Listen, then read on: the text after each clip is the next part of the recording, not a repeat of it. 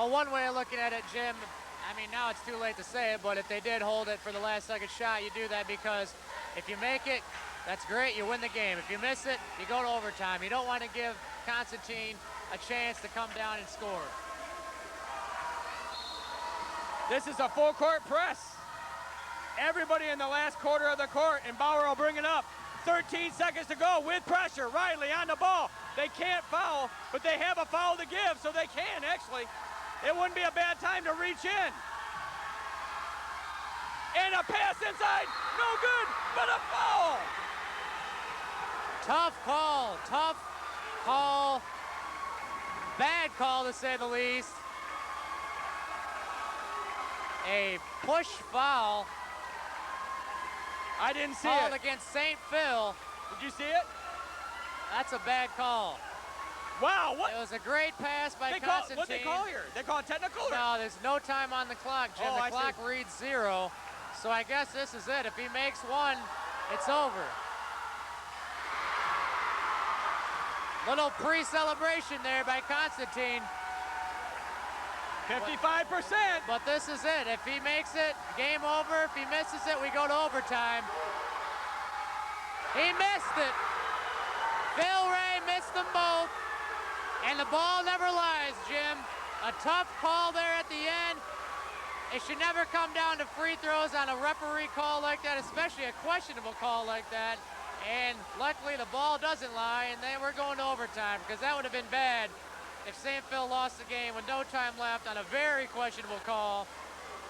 And Constantine once again bitten in the foot by free throws. And by one of the players, it's really been their star.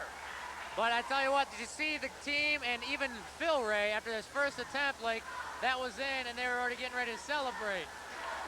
First one no good, he had to turn around, compose himself, and missed the second one. Both of them looked from this angle straight on, but both of them hit the back.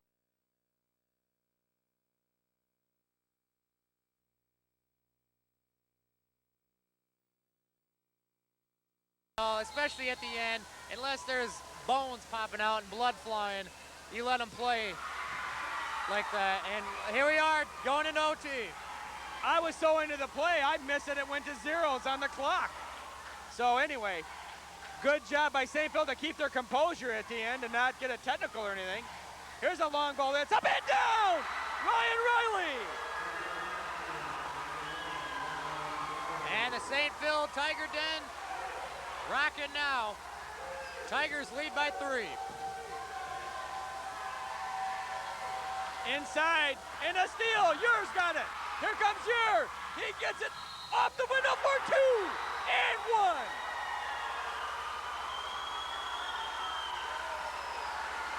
I think it's safe to say they got all the momentum going for him now, Jim. Big play, big steal by Elliott Ure. Hard drive, got the foul, got the basket. 5-point lead for the Tigers, and a free throw still to come for Elliott Ure. And Constantine and Coach Steve Lance got to be thinking now, is this about it or what? 4:24 still to go, a lot of time left. But Constantine's really got to have some air taken out of their tires.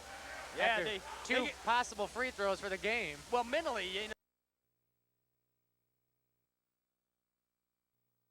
know, right to the hole. Missed free throw, though, and coming down with it is Constantine.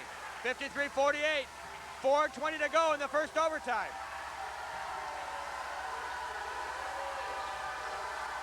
Tough zone defense. I think Ryan Riley's made a difference out there on defense. There's a steal, Ramos, and he wisely pulls it up. Nice job. Here's Riley. Good decision by Santos Ramos, Jim, after the steal to slow it down and set something up for the Tigers. Ryan Riley's made a big difference, I think, in this team here in the last quarter and a half. And he wants that other 3-ball. He's really looking for it. Who's out of the lineup now? Grohalski. Here's a baseline drive, no good. One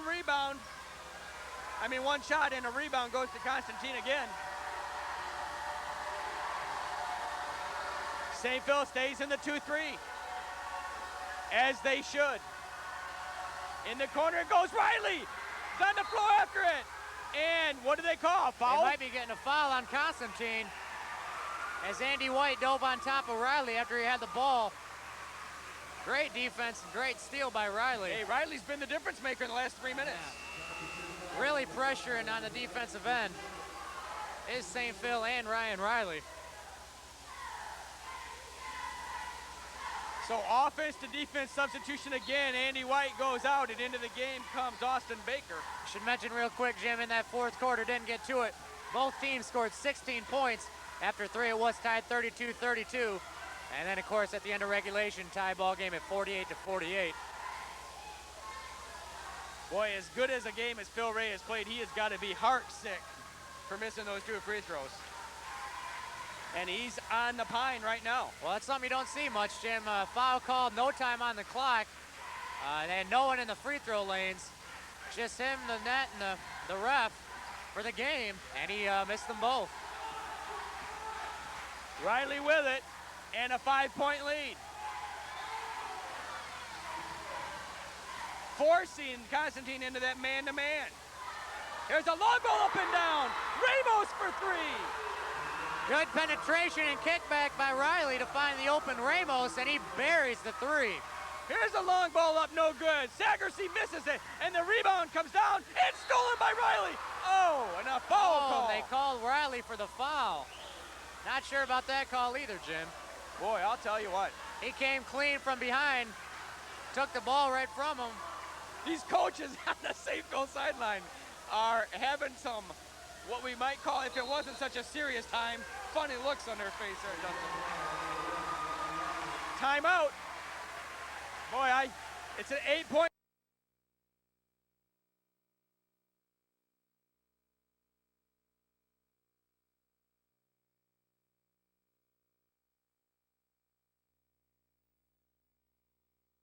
Corner, the shot's up, no good. Rebound to Lawler. He'll put it back up, it's blocked. He puts up the put back and puts it down. Nice block by Solik. St. Phil a little short down low, Jim. Solik good defense and got a block, but they're getting a little beat down on the defensive boards there.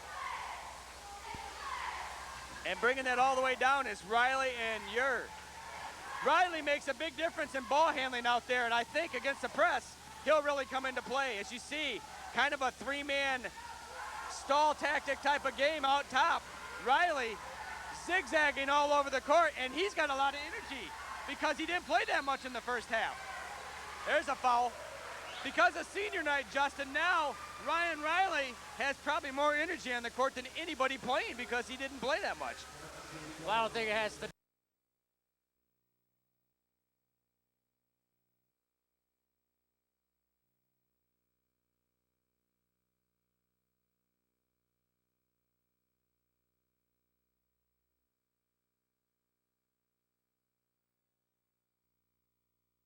He should be shooting 1 and 1. I don't know.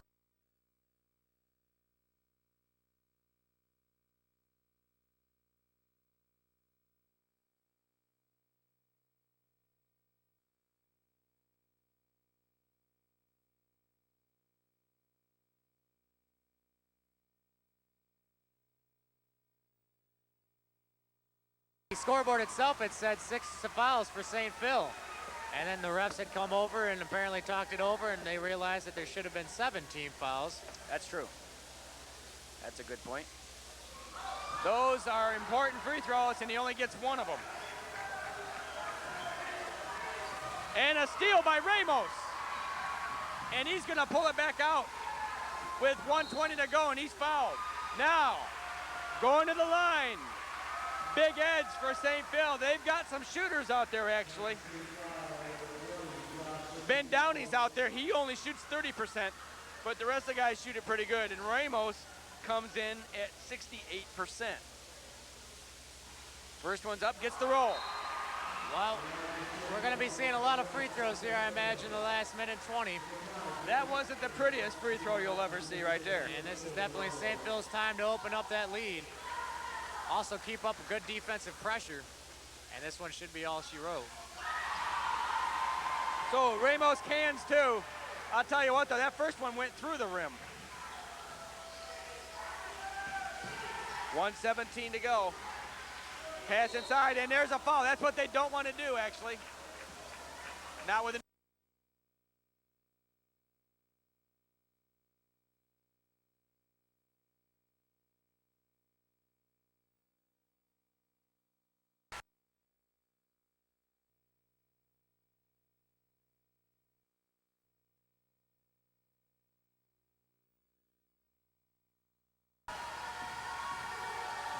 a 3-ball put up. No good. Rebound to Solik. He gets it over to Ure, and it's St. Phil's game if they take care of the ball. Solik with it. Cross-court pass. That's not what you want to do. Sagersey on the steal. That's just not smart, Justin. No, not a good pass by Solik.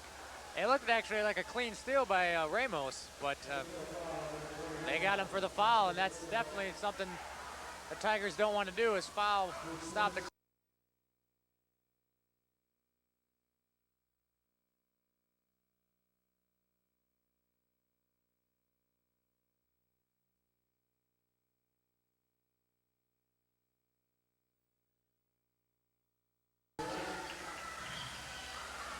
Almost a steal.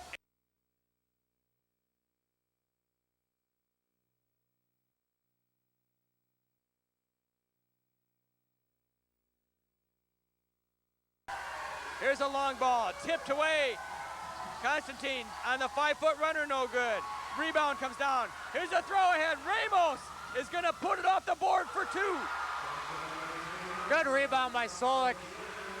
And good eyes. Outlet. Yeah, good vision to see that. And that could be all she wrote there. Ugeti on the steal. No foul. Ramos will hold on. This one's over. 10 seconds to go. St. Phil has outlasted the Falcons from Constantine. And they come out of here and take their record to 11-9. There's the buzzer.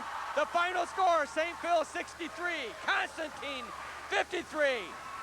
Making their record 11-9, ensuring a winning season. Just a great ball game, Justin. Well, while you add up the scores, Jim, let me say that obviously the game ended at 48-48, and a very questionable call.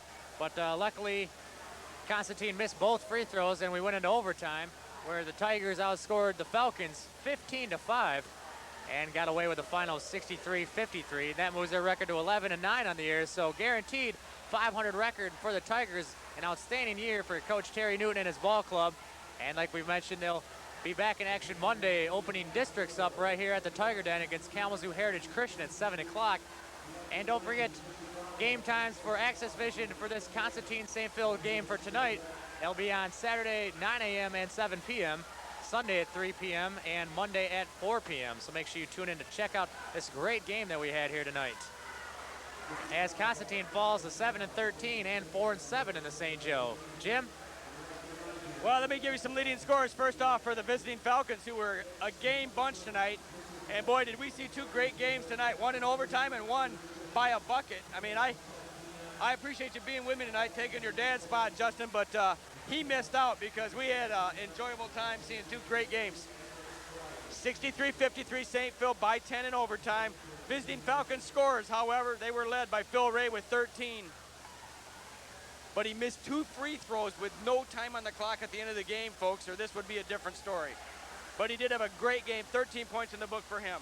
9 points for Tyler Sagas, who also played great. 8 points for Adam Lawler, as those 3 own the inside without Tom Prebish inside.